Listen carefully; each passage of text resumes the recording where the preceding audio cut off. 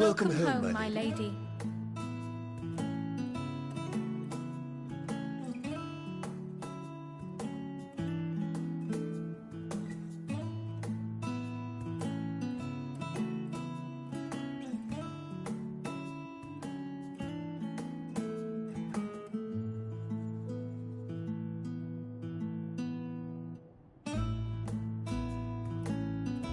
What? What are you gawping at?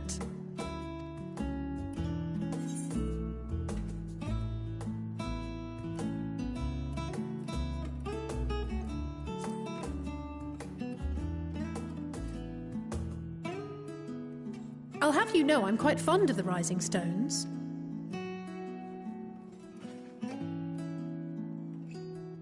Lord Fortuneau is not to hear of this visit. And I should also like the children to have their gifts, ere my husband makes his return. As you wish, my lady.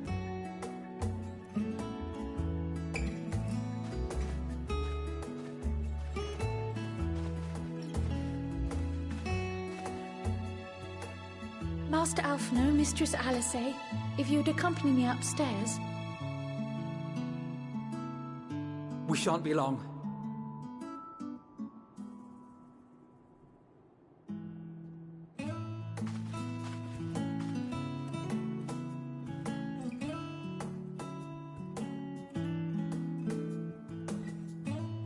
The twins have been sending letters home from time to time, recounting their latest adventures. I am sure they withhold certain details, of course, if only to keep me from worrying. Yet a mother worries all the same. In the early days especially, I tried to support them as best I could, sending the Scion's coin and other such donations.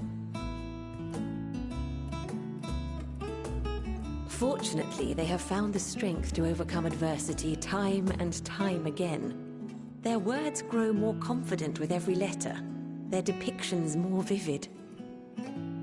The triumphs and defeats, the joys and sorrows. It is clear that they have come to find value in every experience. But of those they treasure most, it would seem that meeting you might be the most impactful. Why, since that fateful day, I do believe there has not been a single missive in which you were not mentioned by name.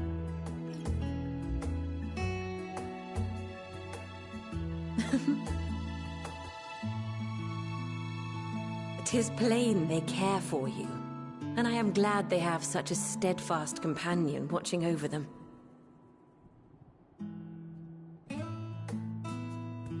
Under normal circumstances, I would offer you tea, but alas, these are anything but.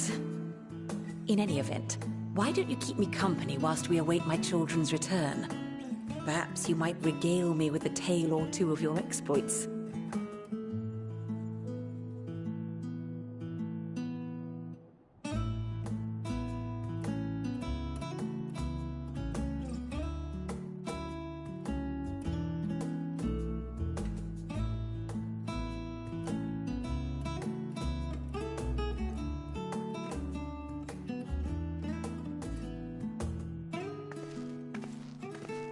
When you mentioned gifts, I wasn't sure what to expect. Mother, Oh, look how well it fits you. And the style is to your liking?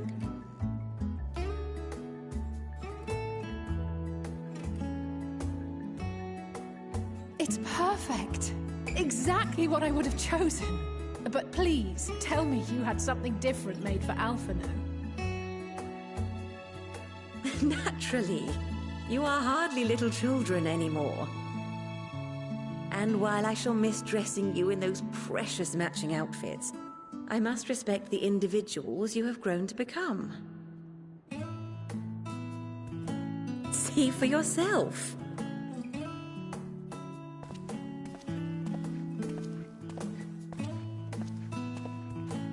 Thank you for the splendid clothes, Mother.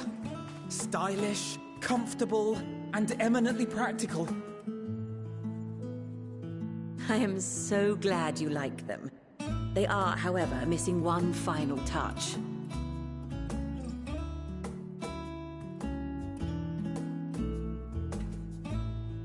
you'd allow me, Master Alphino.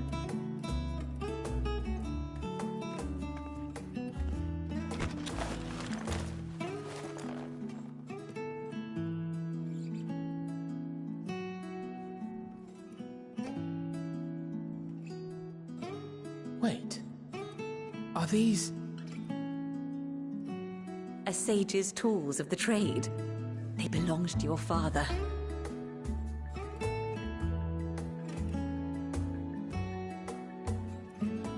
Though he may as well be chained to his desk these days, as a student he was often called upon to venture into the field. He wielded those armaments, both to heal and to harm in no few battles. None so fierce as those you two have braved, perhaps, but battles nonetheless. Thus did I pull them out of storage, to show you that he was not always the man who stands in vehement opposition to you now. And also because it would be a terrible waste of ridiculously expensive House Leveilleur commissioned artistry.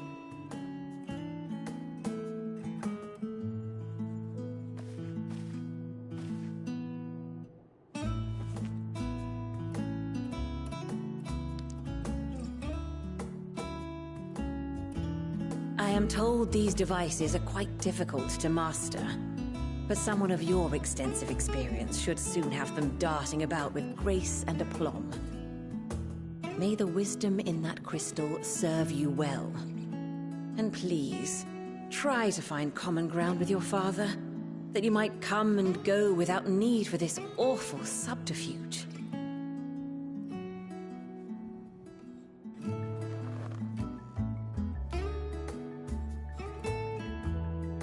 We will, Mother. I promise. My final gifts to you, before you run off, are an observation and a suggestion. Firstly, Fortunato has ever been a serious man, but it was only after you were born that he truly lost himself in his work. I may not know the Forum's inner workings, but I know your father's. The timing of that change in him holds some significance. Secondly, do not seek to best your father with words. Far better that you simply show him. Let him discover the merit of your actions, after they cannot be undone.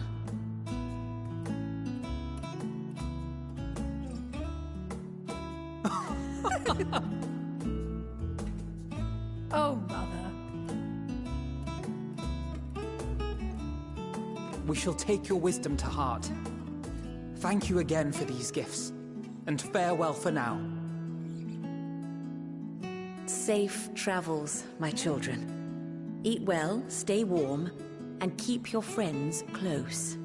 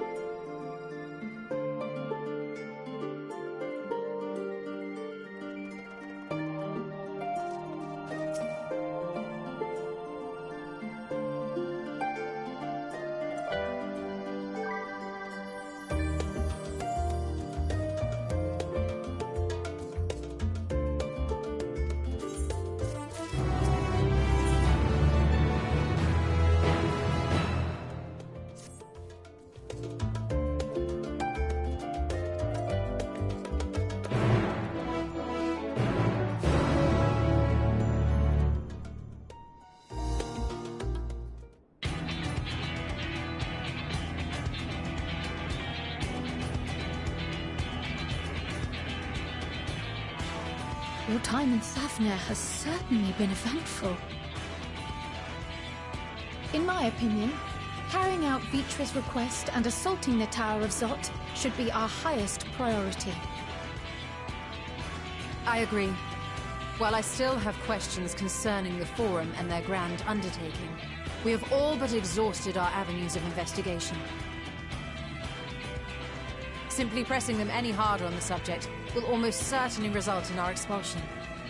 Therefore, I suggest we explore the ethereal sea connection by way of a letter to Master Matoya, then make our way to Thavner.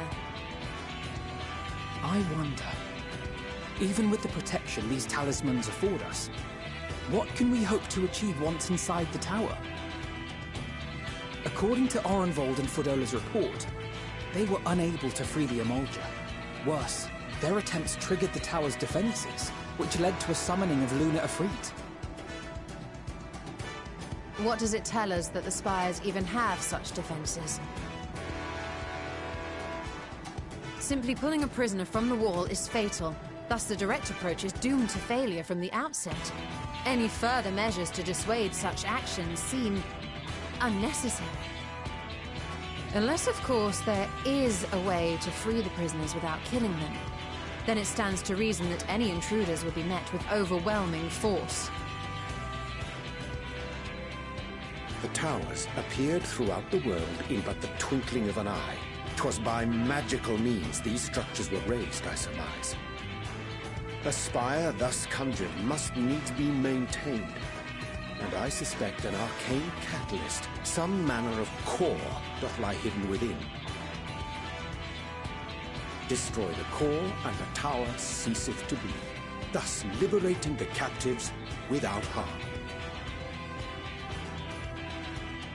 So we can hope, and I would prefer to enter the tower with a working theory than with no plan at all. Assuming Ishtola's reasoning is correct, the chances of the defenses remaining dormant are small to none. Any primals will have to be dealt with, and defeating one will likely only lead to the summoning of another. Our every victory will only compound the prisoner's suffering. May we not then divide our forces? Those proficient in healing will focus on sustaining the captives. That duty can be covered by Urianger, Kryl, Yostola, and myself. The remaining Scions will proceed with the search for the core. Admittedly, this strategy puts both parties at greater risk, but it should bolster our chances of saving the Archosaurus by a considerable margin.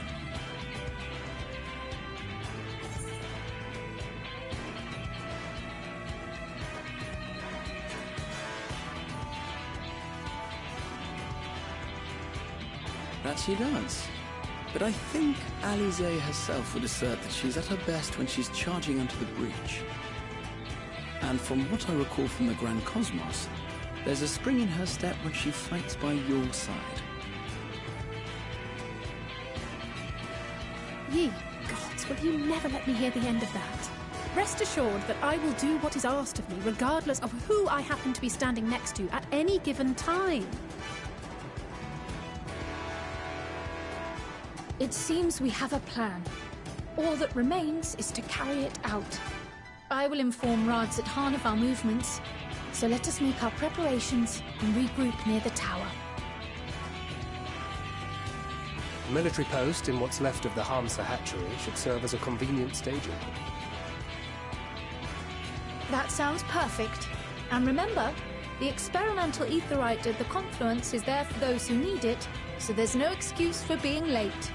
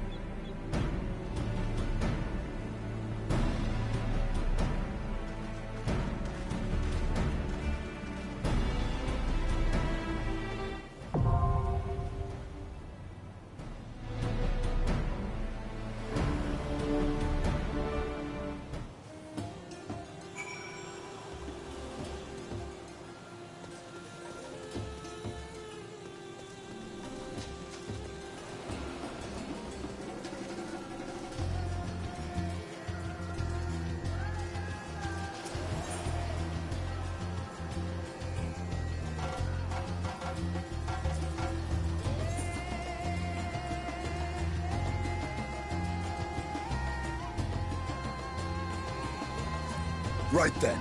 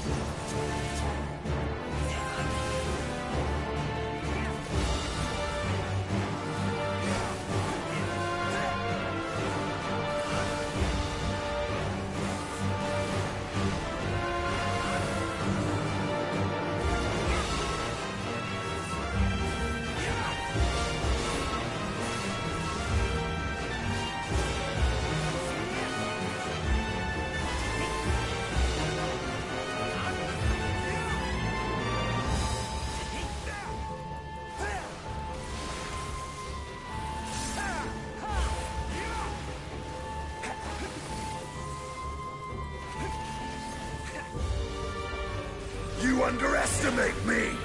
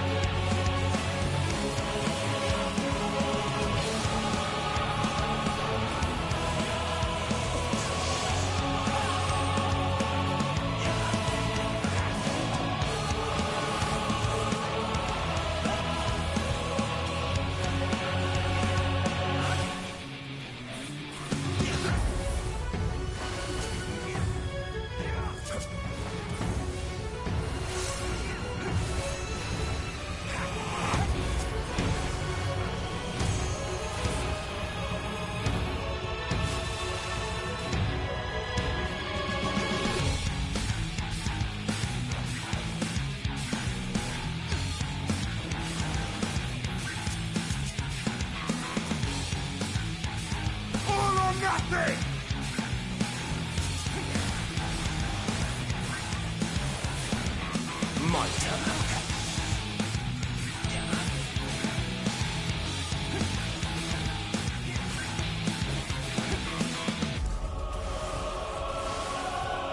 You underestimate me!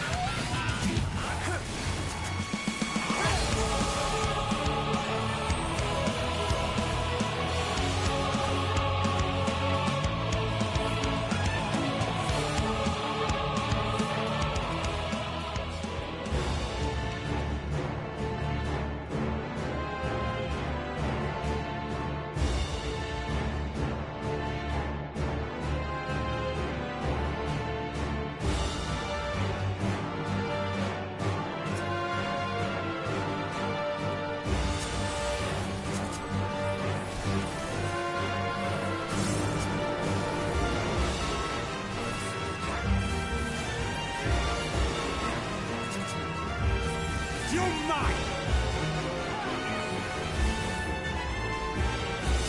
You cannot stop us!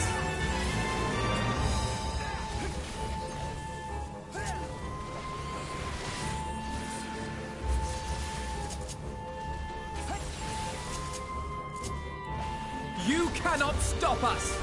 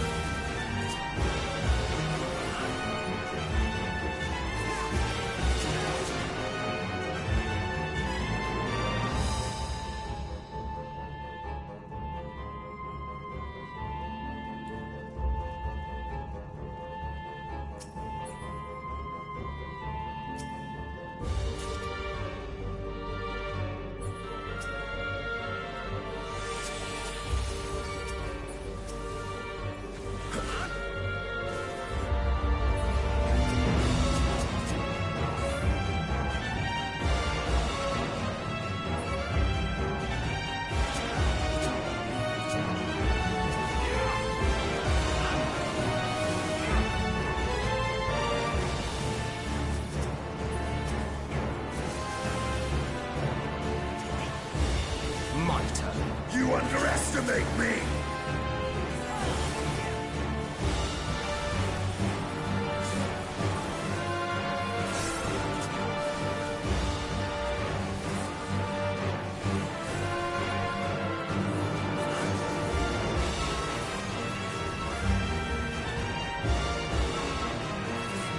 You're mine!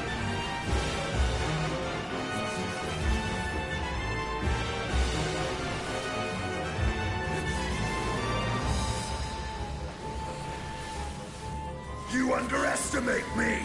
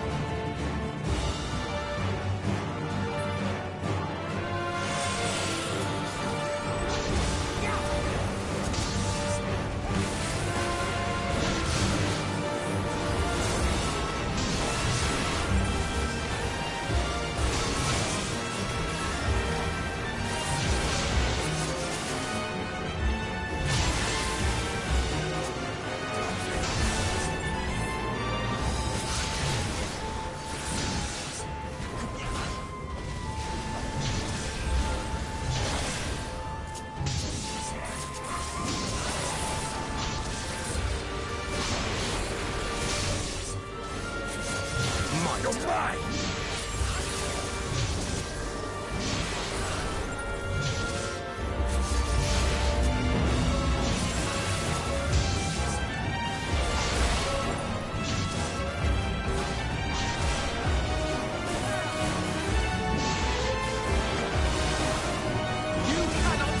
You underestimate me!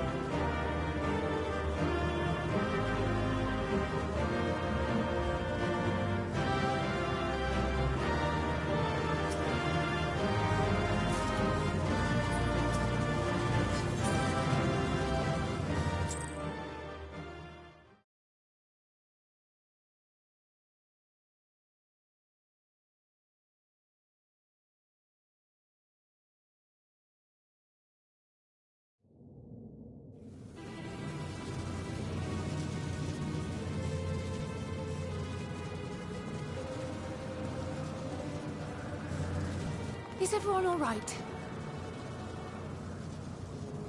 We fortified the captives with what magics we could. Have the defenses been disabled? All appears quiet for the moment. The lower floors were disturbing enough, but this place feels wrong. The ether is heavy and thick, like wading through a quagmire.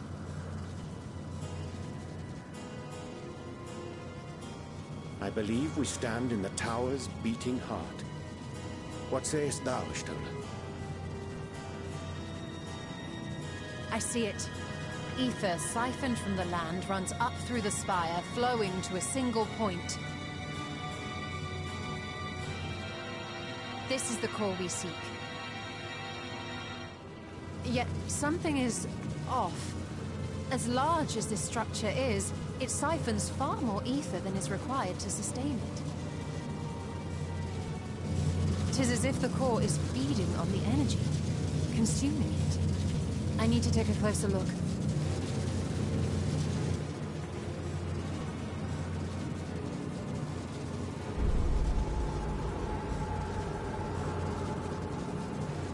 Curious. There is something there embedded inside the core. A man's limb. This is what we came to destroy? Yes, if you would be so kind.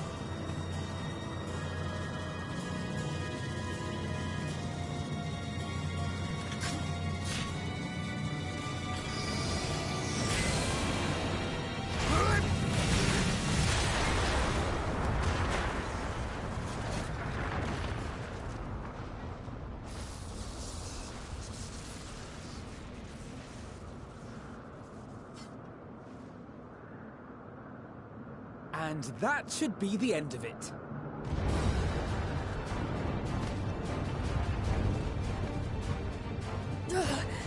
What now? My theory that the tower might come crashing down following the core's destruction doth appear to be correct. Bully for you! And how are we supposed to survive the fall?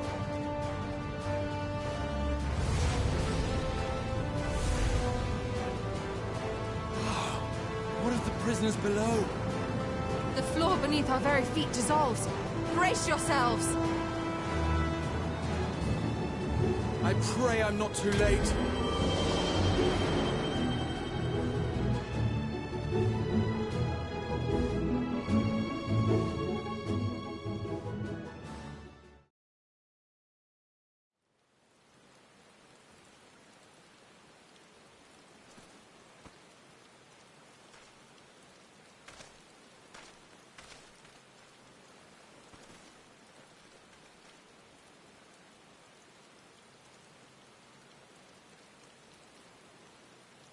Oh, what happened?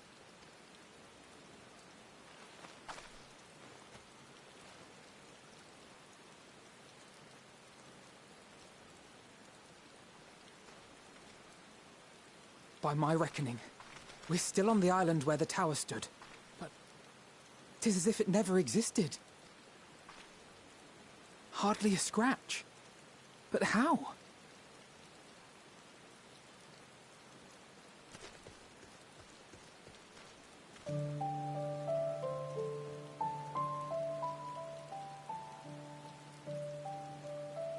Graha wove a levitation spell at the last moment. Large enough to catch everyone, it would seem.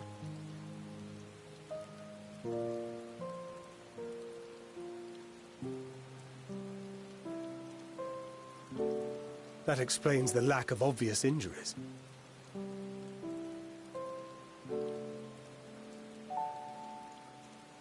The expenditure of so much ether has taken its toll. He will need plenty of rest, but should otherwise be none the worse for wear.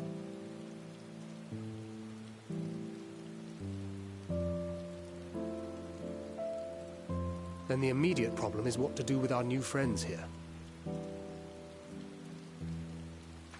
They'll be much changed for their time in the tower. Even if their bodies are intact, I doubt we could say the same for their minds.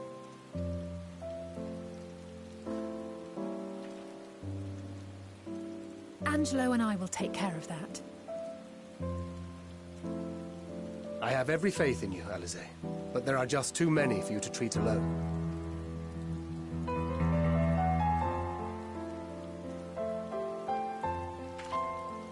We'll send at once to Eorzea for more Porxies, and call on the local mages to lend a hand.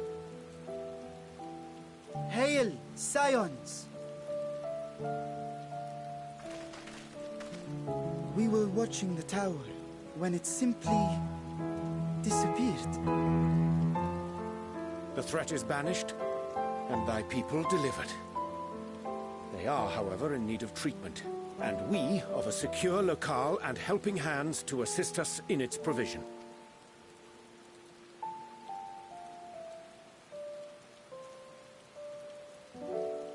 You shall have all this and more. Come, let us convey these unfortunate souls to the city.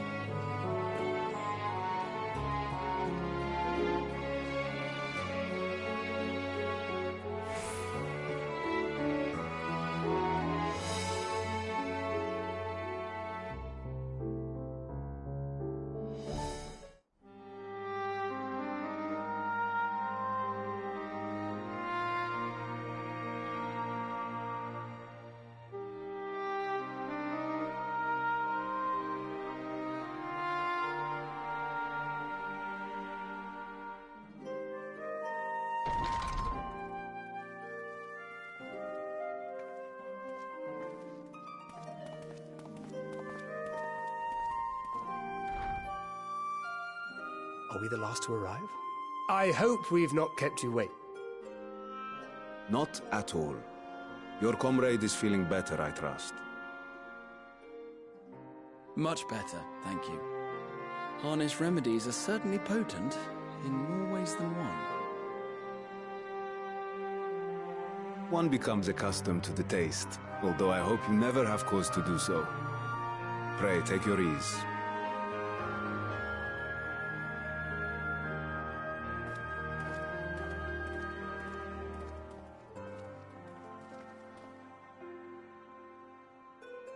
Full glad I am to see you all unharmed.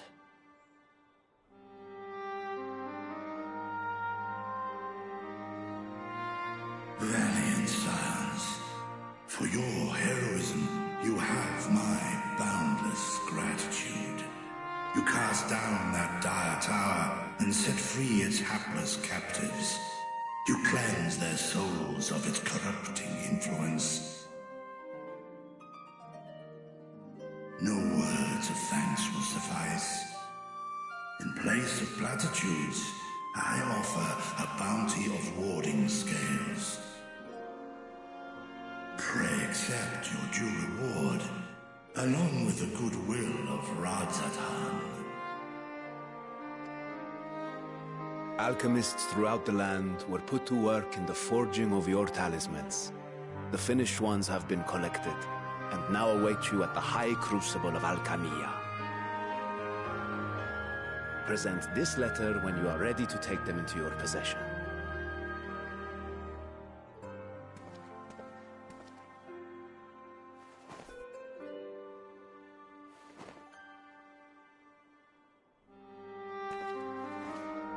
We are humbled by your generosity.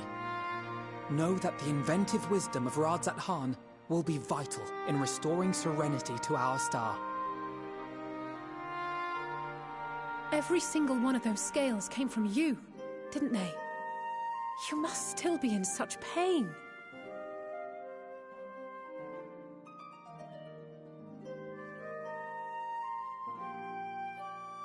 'Tis of no moment. A mere annoyance compared to the dreadful suffering inflicted upon this land and its people.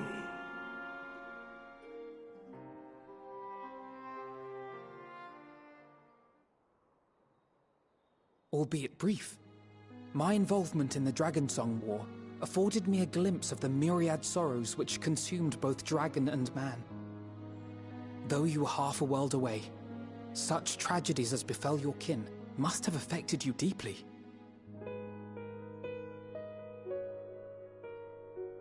And yet, you chose to live among men.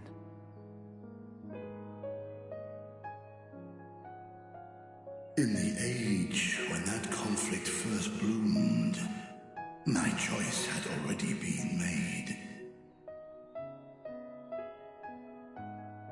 In some distant place, man slew dragon, and dragon slaughtered man. Yet no hate could I muster for those smiling faces which did look to me for guidance. Not even my brother's righteous rage could rally me to his cause.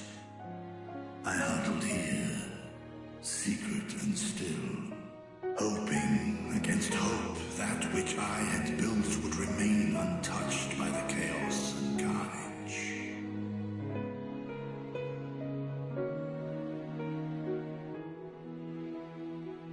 'Twould seem we share the same desire for peace, great Vritra. To that end, I wonder if we might trouble you with another question. The Telophoroi are intent on recreating the final days, an apocalyptic event which we know to predate the sundering of the star. As the longest lived among us, know you aught of this terrible cataclysm?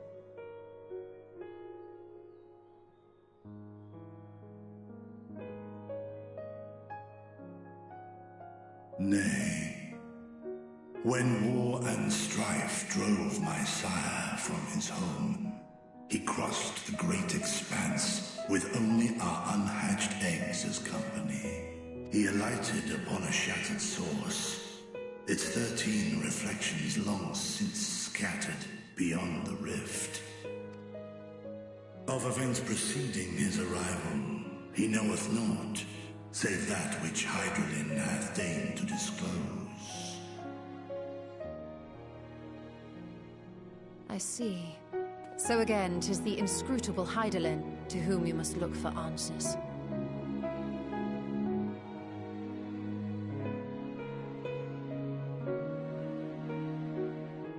Seek you to divine the will of this star?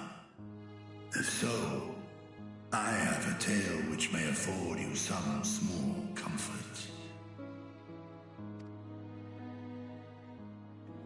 Tis a story from my youth, many, many years ago. To my sire, I once posed the question, of all the stars in the sky, why didst thou settle upon this one? To which Midgardsummer did reply, 'twas the last bastion of hope. He believed so long as Hydaelyn endured, so too might dragonkind. Solemn and portentous were his words. What deeper meaning they held, I could not, dared not pursue. 'Tis a stone I've left unturned ever since. Yet take you solace in the knowledge that whatsoever Hydralyn does strive towards, 'tis an ideal which hath earned my sire's conviction.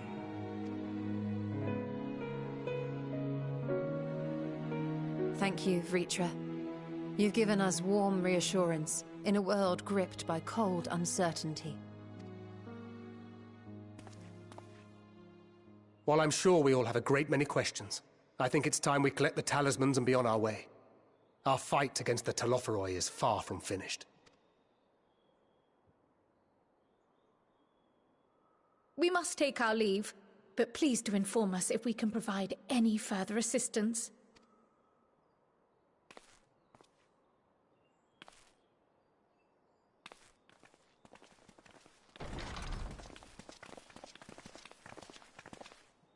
Prithee, a moment. There is one whom my sire hath judged worthy of honor and respect. The one known to men as Eorzea's champion.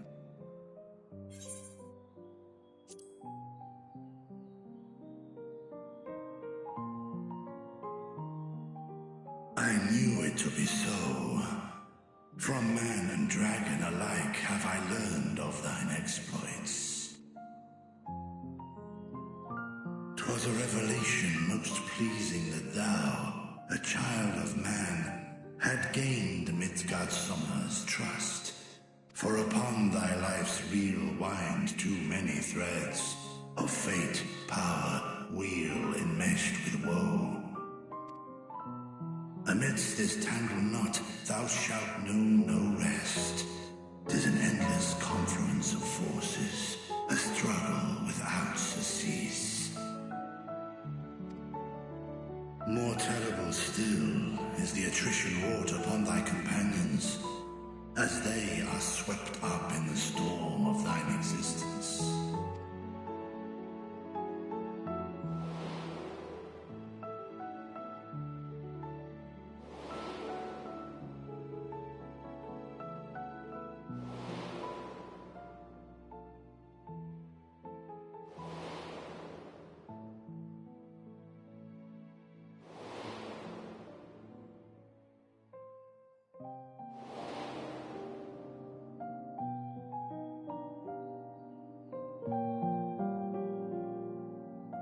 Take heart and protect them well.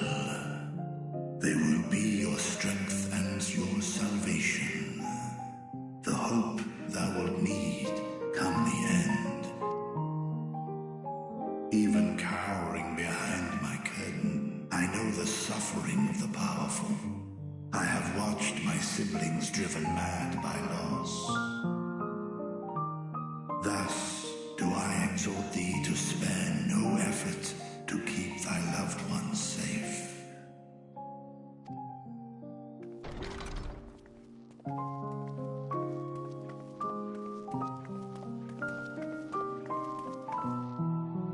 Apologies. We hadn't meant to interrupt. It's just that we do have a history of suddenly collapsing, and when you didn't follow us out... 'Tis I who must apologize.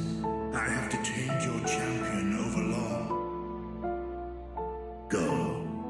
At war's end, I pray I welcome thee back into my hall, where together with thy joyful comrades, you may toast your triumph.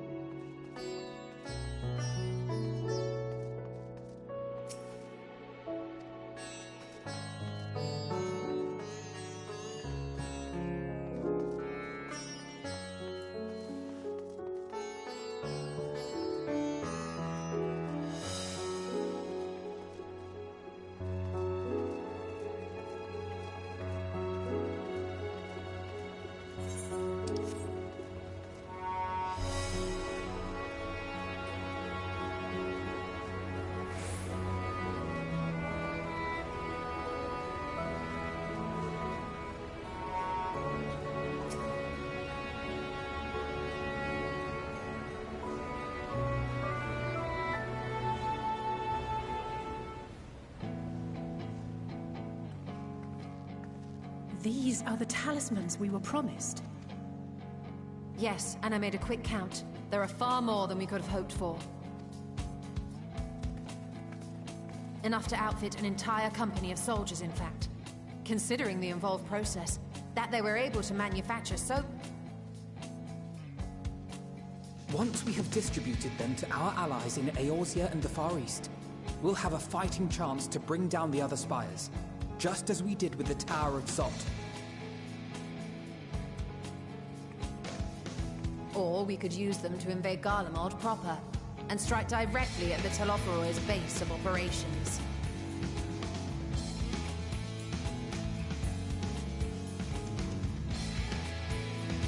Of course, we would need to consult with various Alliance leaders before such a drastic measure could even be contemplated.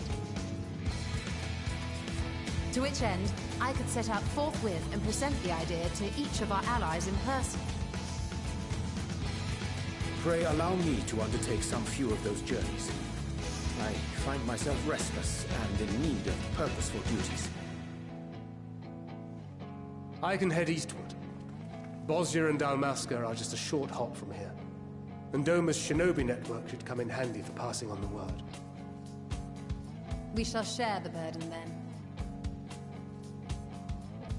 Meanwhile, I think it best that you and the others take the talismans back to the Baldessian Annex. We must keep them safe and secure until we've decided upon a course of action.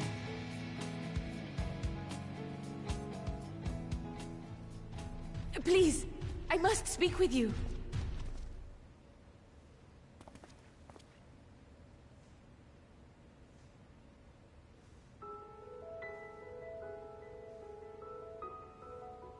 Nidana, you're awake. Yes. When I spoke with the carer at my bedside, she told me that one of the scions, a young woman, had cleansed me of the tower's corruption. It seems I'd been asleep ever since the treatment. But when I awoke and learned you were all still here, I knew I had to come.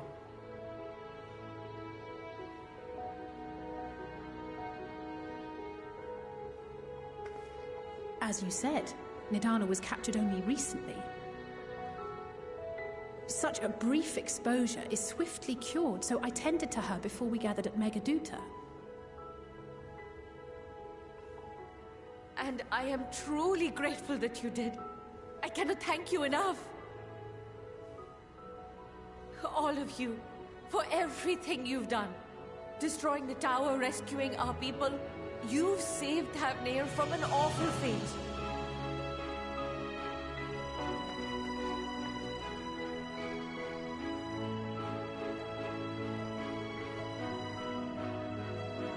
Yet who has truly saved who? Due in no small part to thine inspirational courage, the alchemists were successful in reproducing warding scales of proven efficacy. Replications of thy work now stand ready to travel across the seas, unto the hands of those who might wield them against this rising evil. The talisman? Is this true?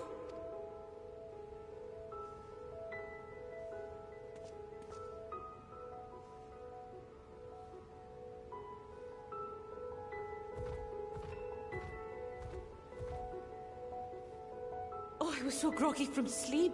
I didn't even think to ask. Oh, our great work sent across the seas. It was worth it. Oh, it was all...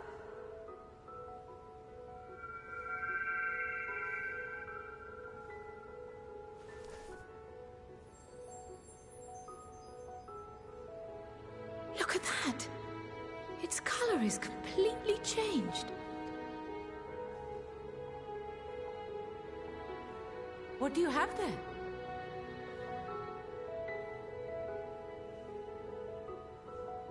How unusual.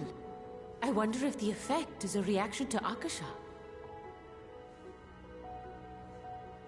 I'm afraid I'm not familiar with that term. Akasha? It is one of the unseen energies defined by Harnish alchemical theory. Though a gross oversimplification, Some describe it as an essence influenced by feelings.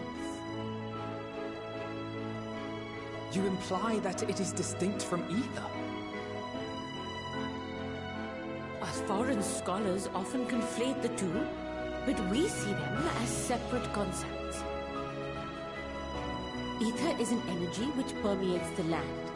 It exists within animals, objects, even the air we breathe, affecting all through which it flows.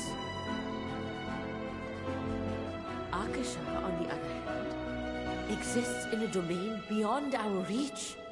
A gift bestowed from on high, or torn from the heavens in some traditions. Akasha can neither be created nor destroyed. It is beyond our power to purposefully alter or manipulate. The only thing observed to influence it is an abundance of, I want to say, spiritual emotion. As a veteran of the battlefield, surely you've experienced moments of desperation or exaltation when you've transcended the usual limits of your capabilities. That is a manifestation of Akasha, the invisible essence harnessed by heart, mind, and unyielding spirit. I really must hear more about this theory. Our disciplines are based entirely upon the idea that ether is the fundamental form of all energy. I'm glad my haphazard explanation has piqued your interest. But even for us, Akasha is a somewhat abstract field of study. A lack of practical application lends itself poorly to formalized research. Which is why my analysis of your flower can amount to little more than idle speculation. Nonsense! You have nothing to be sorry for.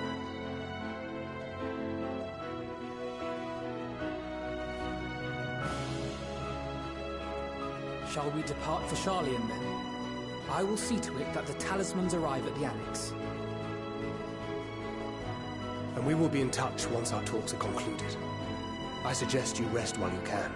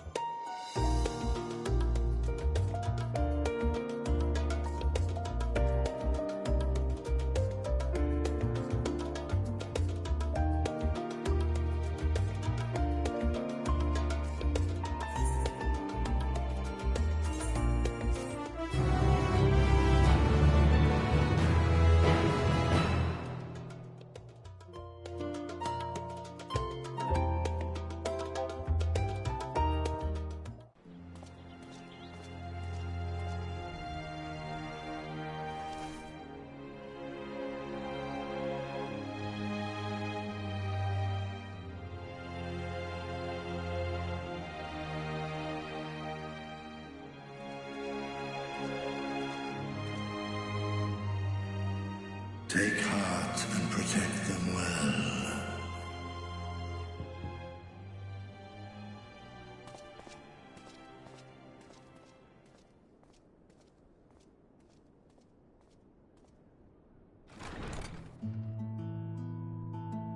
Good, you're here.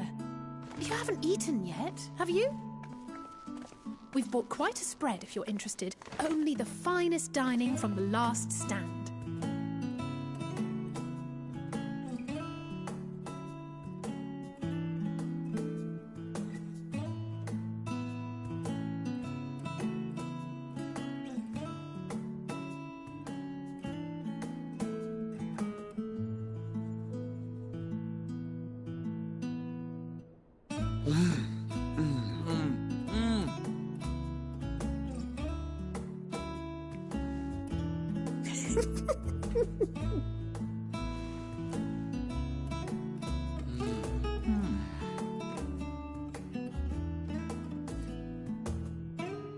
Lest you wonder, we invited Estinian as well. But he refused with a rather grim-faced, "No, thank you." I suspect Sharlayan cuisine is not to his liking. Oh, I don't know about that. Perhaps our lone wolf just needed some time apart. What? To perfect his brooding stare? Next time, I'll drag him out by the ear, sit him down in front of a Sharlayan feast, and see that he eats every last bite. An excellent idea. Of all people, warriors must take proper meals and rest if they are to maintain a healthy constitution. Poor Estinian, beset on all sides.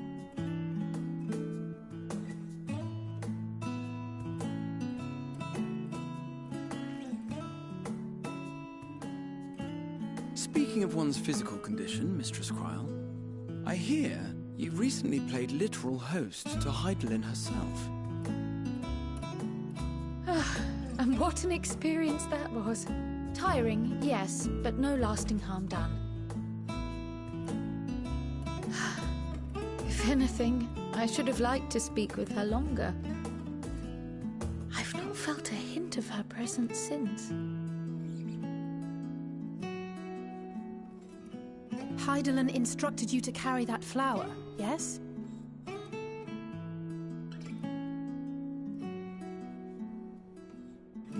Twill be your guide, test and proof of your conviction.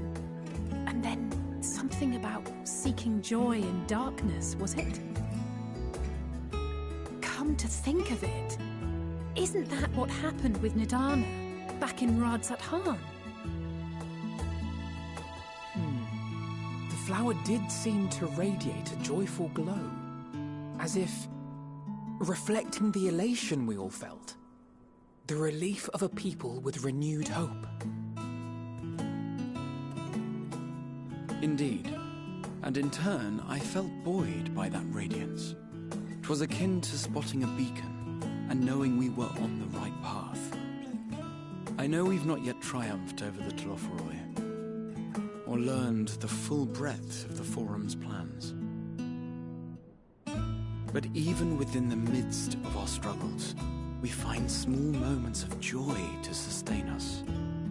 Rare and hard-won, perhaps, but it is this pursuit of happiness that gives us the strength to carry on day after day.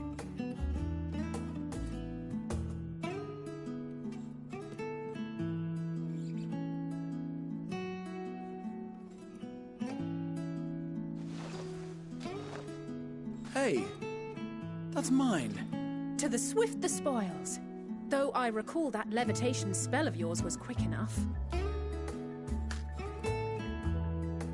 Only barely. And even at my best, I'm still too slow to wield it effectively in battle. Mayhap I simply require more practice with this new magic. You unearthed it from the depths of Numenon, I presume? Aye, and from a veritable mountain of arcane tomes at that. 'Twas necessary to facilitate my solitary explorations.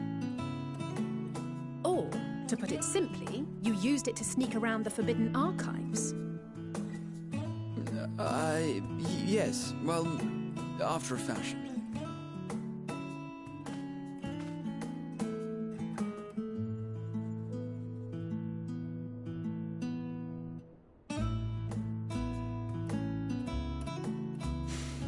They're tall, you see.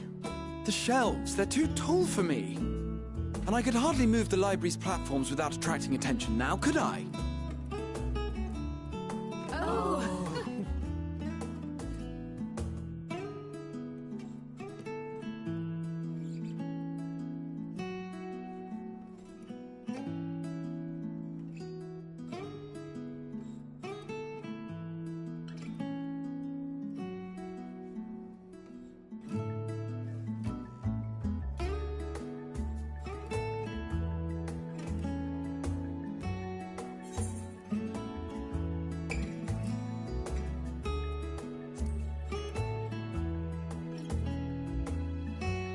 Why else did you think we were here? Surrender to thy fate, O champion.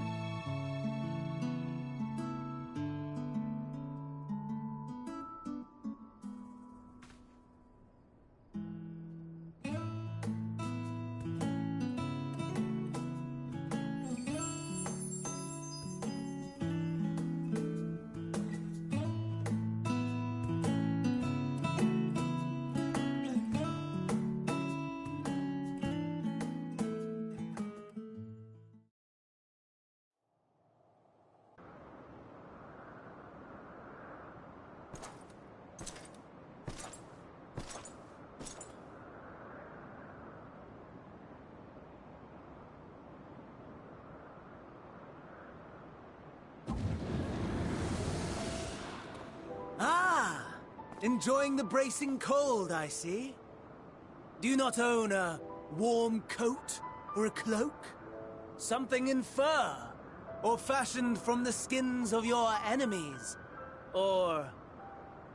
well, never mind that. I come to you once more as the bearer of bad news. Our tower in Thavnir has been toppled, and I need not tell you by whom.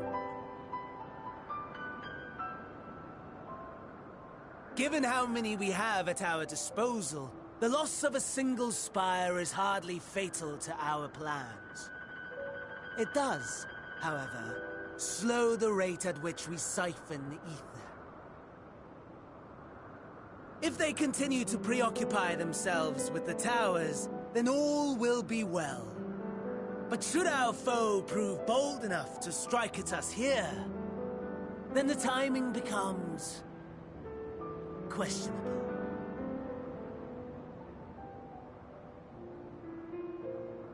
Our foe is bold enough. Of that, I can assure you.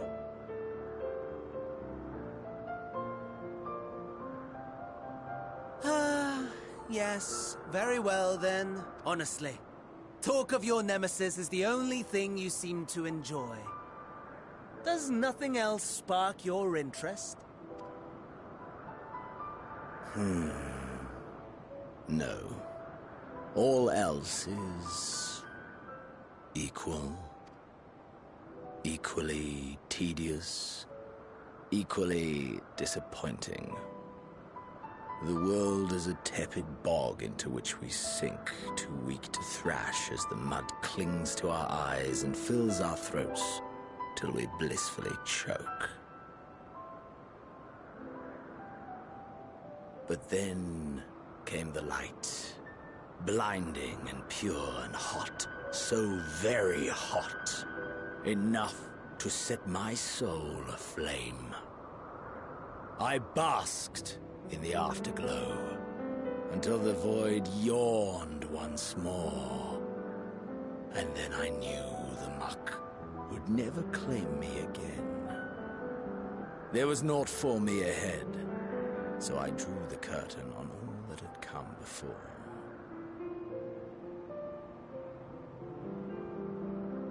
Burn, burn, let the whole star burn. I will have my contest. I will reclaim my moment.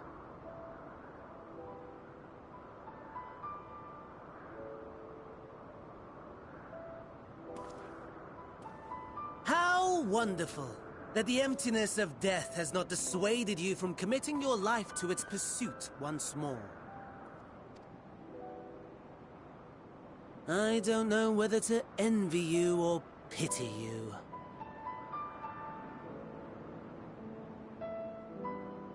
You question my disinterest, but what of yours? Despite your noisome antics, I sense you take little pleasure in this endeavor. Mercy, my lord. Such pointed barbs from one who barely acknowledges my existence. Nevertheless, you are mistaken. For I do find this part somewhat enjoyable. You see, when I was mortal, I would always have the same dream. It was a fragmented thing, disjointed, all the faces incomplete. The setting, too, was unknown to me, so I thought it simply a fantasy of my sleeping mind. Until one day, I realized it was showing me the truth. Much as your dream of the final days enlightened you.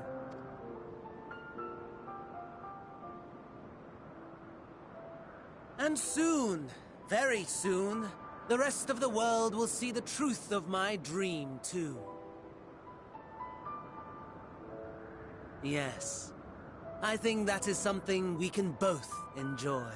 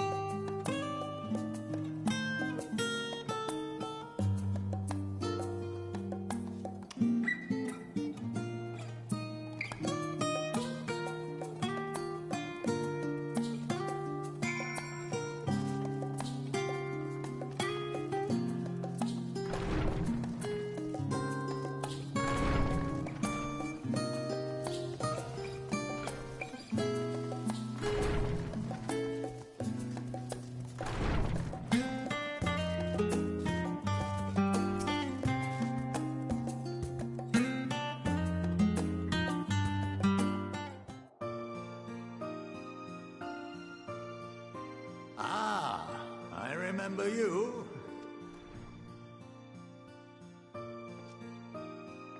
I pray we have not caught you at an inopportune moment. We wanted to offer our thanks for your kind words in the forum.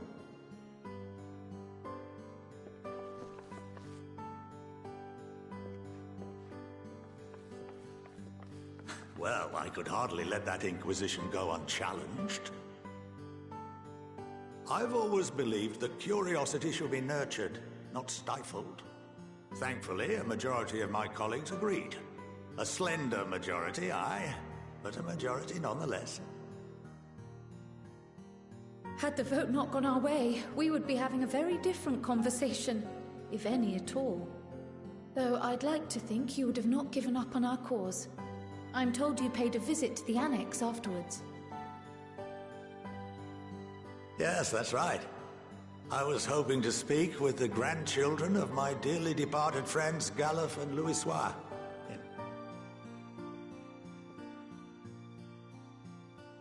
I still can't believe how much you've grown. If only your grandsires could have seen the way you presented yourselves to the Forum. Why, it fair brought a tear to my own eye. You must have the patience of a saint, putting up with this lot and their antics. Never mind Montoya's prize student. Luckily, I know a thing or two about managing unruly younglings. If you ever need advice, don't hesitate to ask.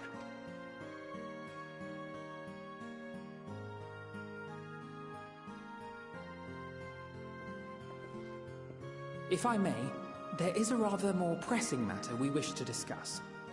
What can you tell us of this duty that the Forum must fulfill? Nothing, I'm afraid. Like all humble servants of the Forum, I am sworn to secrecy.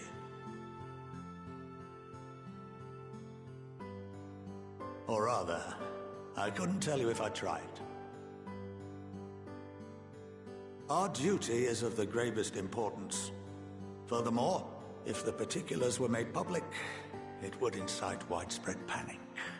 As such, those entrusted with this duty have been bound by an enchantment, which prevents us from speaking of such matters without the express permission of the Forum. How is that even possible? It's been some time since I last gave a lecture.